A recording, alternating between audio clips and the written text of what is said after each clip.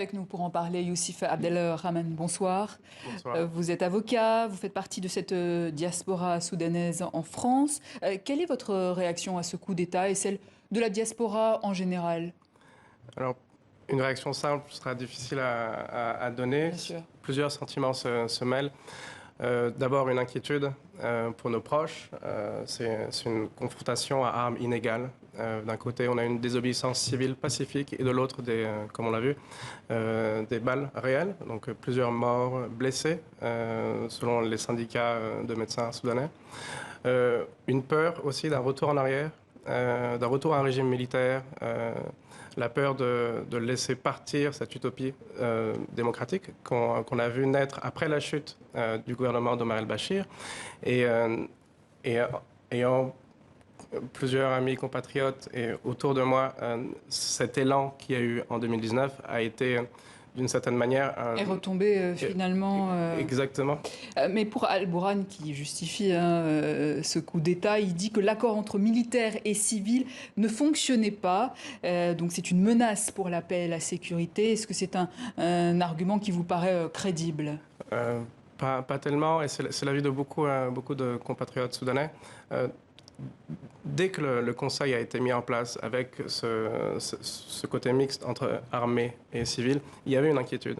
On a toujours compris, on a toujours eu le sentiment que l'armée attendait que ce Conseil-là se fragilise et a participé aussi quelque part à cette fragilisation. On n'a jamais cru en cette sincérité de coopération entre militaires et civils. Et vous pensez qu'aujourd'hui un renversement de situation est possible, que les civils reprennent la main? Oui, oui, l'espoir est là. On a l'obligation d'espérer quand on entend des étudiants qui déclarent qu'ils sont prêts à mourir pour cette démocratie-là. C'est une jeunesse incroyable de vérité, vraiment à saluer.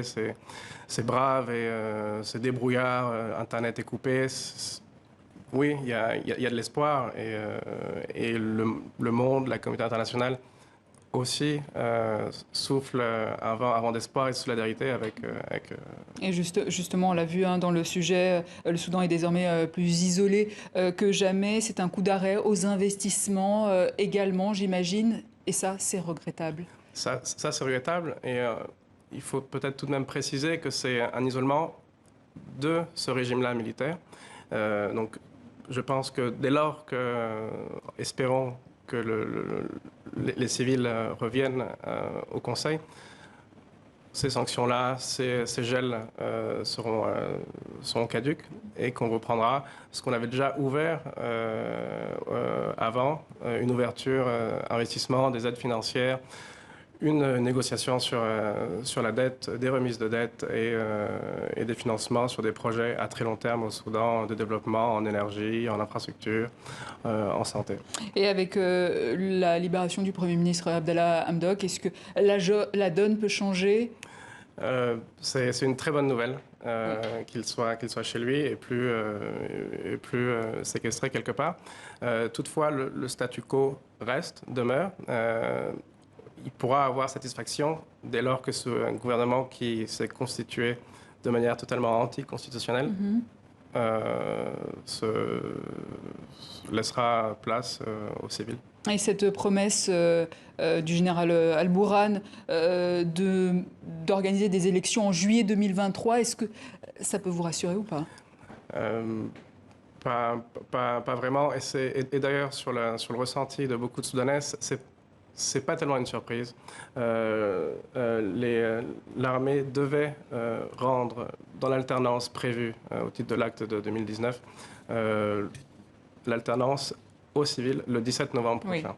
Oui. Et encore, c'était bientôt, en fait. C'était très bientôt. Exactement. Ça n'a pas été fait. Ce n'est pas une surprise et on a très vite senti des envies de déstabilisation du civil pour décrédibiliser le gouvernement civil qui avait entraîné une certaine déception aussi par sa politique. Youssef Abdelrahman, merci. Je rappelle que vous êtes avocat et vous faites partie de la diaspora soudanaise en France.